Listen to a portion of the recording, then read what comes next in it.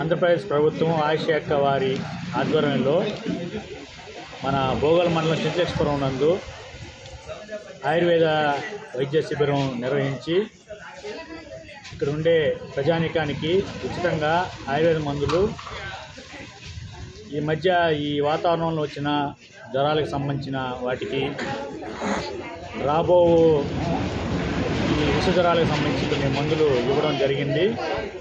ఇక్కడ ప్రజలు అన్ని రకాల సమస్యలకి మందులు తీసుకొని ఈ యొక్క శిబిరాన్ని ఉపయోగించుకుంటున్నారు.